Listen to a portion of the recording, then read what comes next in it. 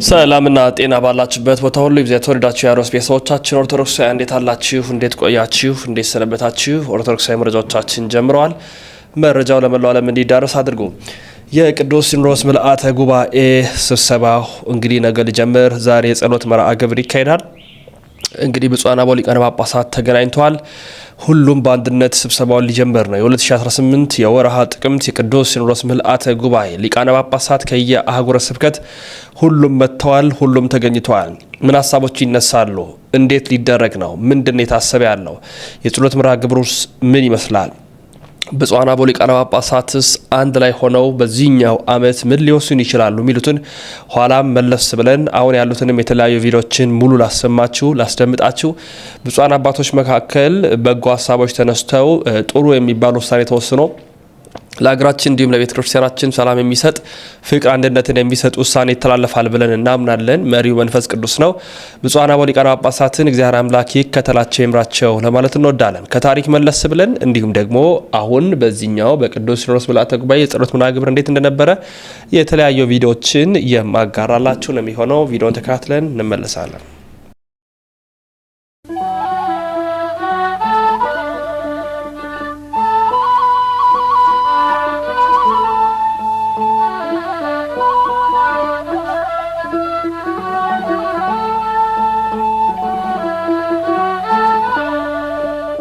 በስመ አብ ወወልድ ወመንፈስ ቅዱስ አሐዱ አምላክ። ብፁዕ አቡነ ሳዊሮስ የመንበረ ፓትርያርክ ጠቅላይ ቤተ ክህነት ዋና ስራ አስኪያጅ፣ ብፁዕ አቡነ ዲዮስቆሮስ የቅዱስ ሲኖዶስ ዋና ጸሐፊ፣ ብፁዓን አበው ሊቃነ ጳጳሳት የቅዱስ ሲኖዶስ አባላት፣ በአጠቃላይ በዚህ ዓመታዊ ቅዱስ ጉባኤ የተገኛችሁ በሙሉ የጎደለብንን እየሞላ አገልግሎታችንን እያቃና ከዚህ ላደረሰን ይህንን ዓመታዊና ሐዋርያዊ ጉባኤያችንም ለማካሄድም ለሰበሰበን ለአምላካችን ለእግዚአብሔር ምስጋና እናቀርባለን። ወእፌጽም ታኅጻጸ ሕማሙ ለክርስቶስ በሥጋዬ በእንተ ሥጋሁ እንተ ይእቲ ቤተ ክርስቲያኑ፣ ስለ አካሉ ማለትም ስለ ቤተ ክርስቲያኑ ስል በሥጋዬ በክርስቶስ መከራ የጎደለውን እፈጽማለሁ። ቆላስይስ 1 ቁጥር 24። ያለንበት ዓለም በሁሉም ነገር በጉድለቱ የሚታወቅ ነው። ጉድለት ባይኖርና ሁሉም የሞላለት ቢሆን ኖሮ ፍጥረት እርስ በርስ የሚተረማመስበት ሁኔታ አይኖርም ነበረ፣ ወይም አሁን ባለንበት ደረጃ የከፋ አይሆንም ነበር። እግዚአብሔር ሁሉንም አሟልቶ መፍጠር ወይም መስጠት የሚችል ከሃሊ አምላክ ቢሆንም እሱ ባወቀ ፍጥረትን ሁሉ ጉድለት ያለበት አድርጎ ፈጥሮታል። በዚህም ምክንያት እያንዳንዱ የጎደለውን ለመሙላት በሚያደርገው ፍትጊያ እየተጋጨ እርስ በርስ ሲተረማመስ ማየቱ የተለመደ ነው። ምድራዊቷ ቤተ ክርስቲያንም በጎደሎ ዓለም እስካለች ድረስ ከሚመጣው ፈተና አታመልጥም። ይህም በመሆኑ ቅዱስ ጳውሎስ ለቆላስይስ ሰዎች የጎደለውን ፈጽማለሁ በማለት ሲጽፍ እናስተውላለን። ብፁዓን አበው ሊቃነ ጳጳሳት የቅዱስ ሲኖዶስ አባላት፣ በጎደሎ ዓለም የምትኖር ቤተ ክርስቲያን ጉድለቷን ለመሙላት ብዙ መስዋዕትነት ከፍላለች። ቤተ ክርስቲያን ለቀጣዩ ትውልድ መሻገር እና የጎደለባትን ለመሙላት ስትል ከቅዱሳን ሐዋርያት አንስቶ እስካለንበት ዘመን ድረስ ብዙ አበው ካህናት፣ ሊቃውንት፣ ምእመናን ከደም ጠብታ እስከ ቁስ ስጦታ ገብራለች። አሁን በምድር ላይ ያለችው ቤተ ክርስቲያን የዚህ ሁሉ ውጤት ናት። ቤተ ክርስቲያን እንደ ሌላው ጊዜ ሁሉ ዛሬም የጎደለባት ብዙ ነገር አለ። በተቻለ መጠን ይህንን ለማሟላት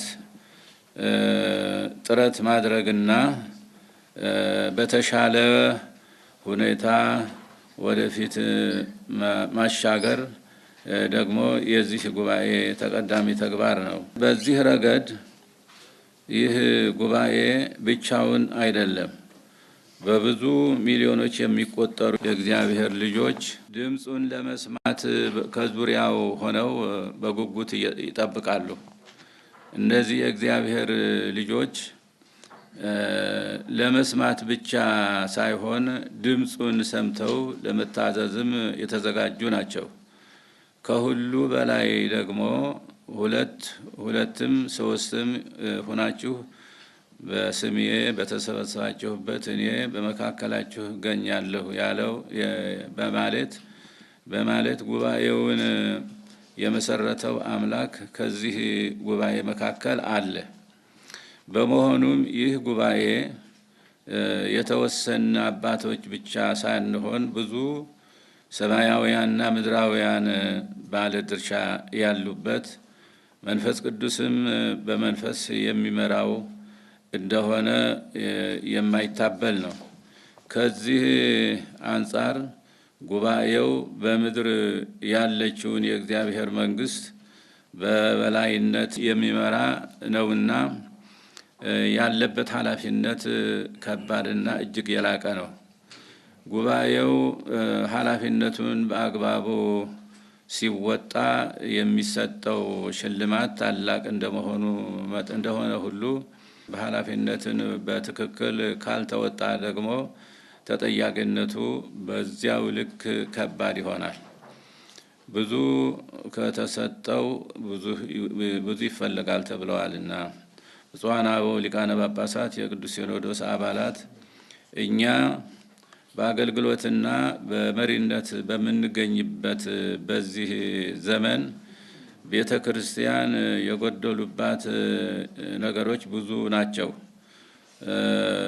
ከሁሉ በላይ በውስጣችን የአንድነት ጉድለት በስፋት ይታያል። ለተሰየምንለት መለኮታዊ ተልእኮ አንድ ሀሳብ፣ አንድ ቃል፣ አንድ ልብ ሆነን መሰለፍ ያለመቻል ክፍተት እየተንጸባረቀ ነው። የዘመኑን ጥበብና ስልት ያልተከተለ ሐዋርያዊ ተልእኮአችንና አስተዳደራችንም ምእመናንን አላረካም። ክፍተቱ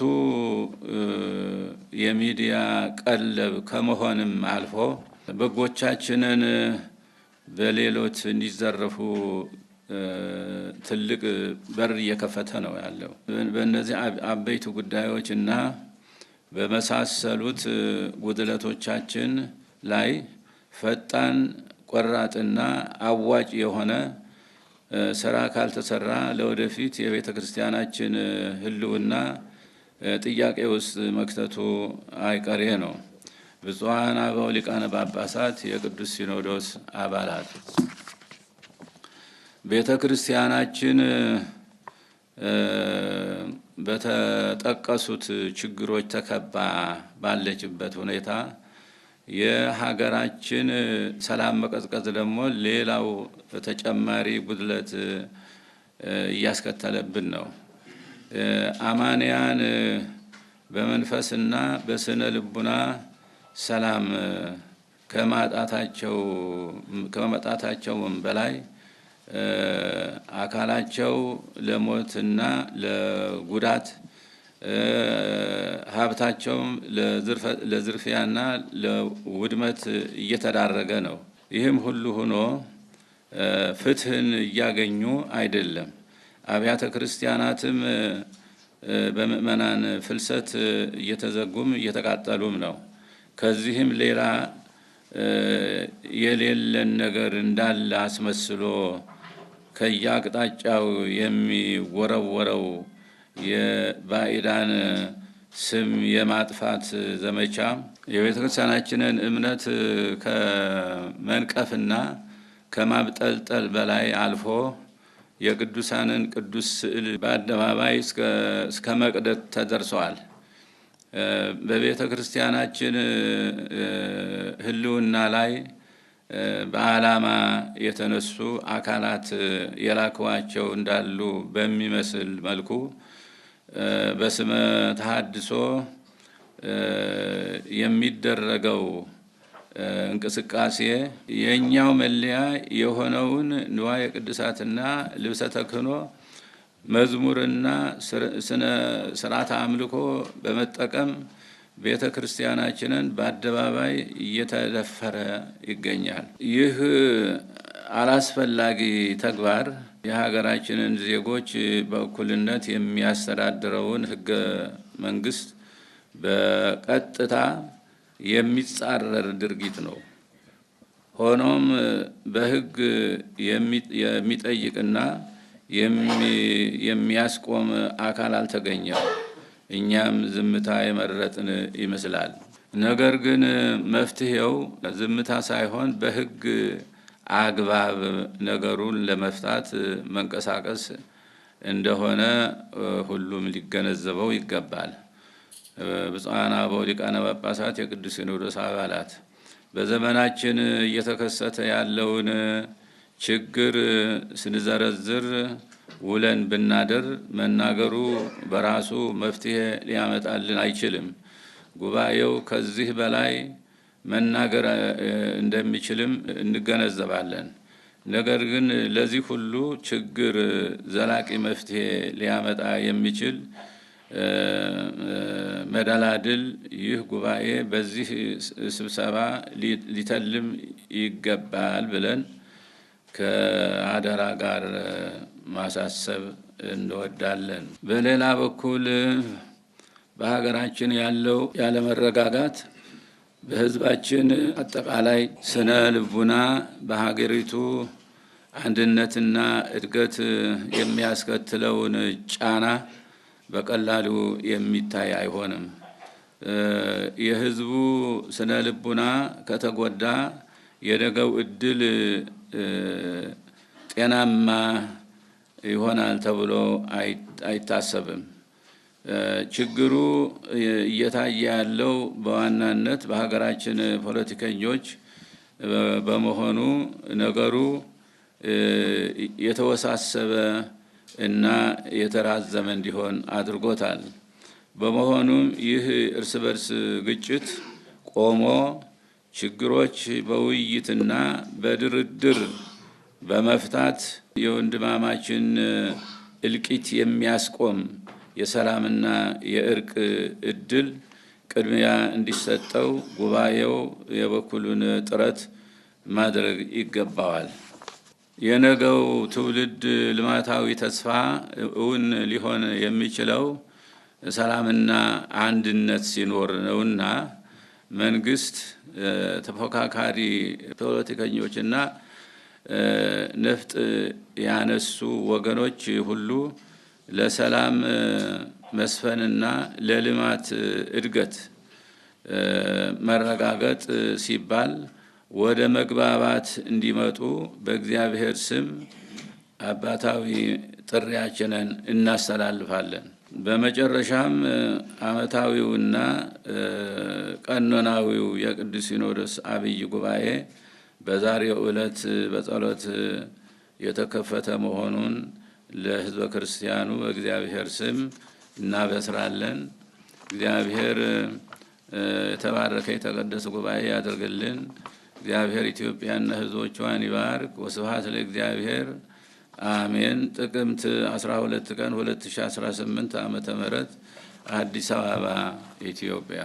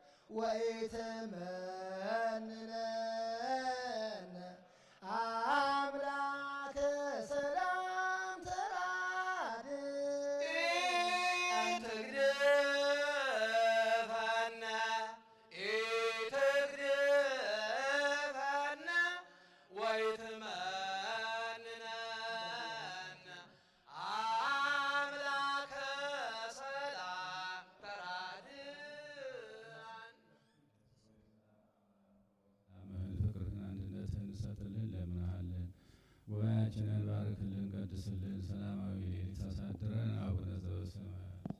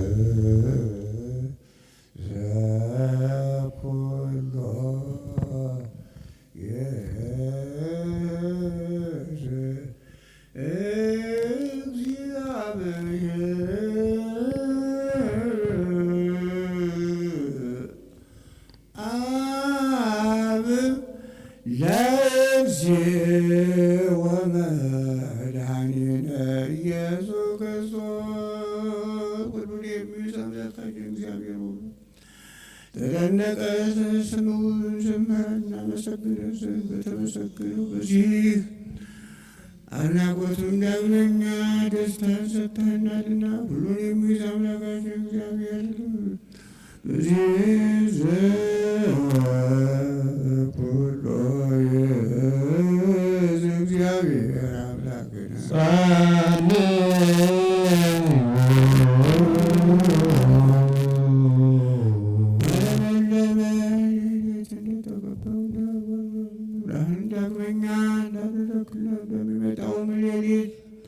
ጠብቀን ፍቅርን ያለ ኃጢአት በሰርክና በሌሊት ስጠን። ከሌሊት ብርሃት ወደ ጨለማ ከሚወስደን ሐዘን አድነን። ከአመፀኛና ከሐሰተኛ ሰው ተበጀን። ሰው እንደመሆናችን የበደልነውን የተሰወረውንም ይቅር በለን። አንተ እግዚአብሔር ቸር ሰው ወዳጅ ነህ።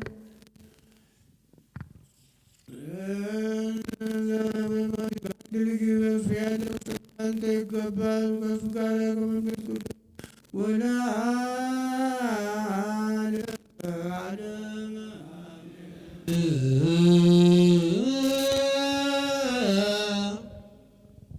ወካዕበ አስተበቆ ለዘኩሎ እግዚአብሔር አብ ለእግዚአብሔር ኢየሱስ ክርስቶስ በእንተ በናዊነ ከመ ኩሎ ደዌ ኩሎ ሕማመ ያሰስል እምኔሆሙ መንፈሰ ደዌስ ሕይወተ ይሃቦሙ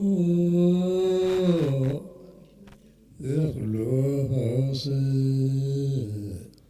ስልጣን ቦቱ እግዚአብሔር አምላክነ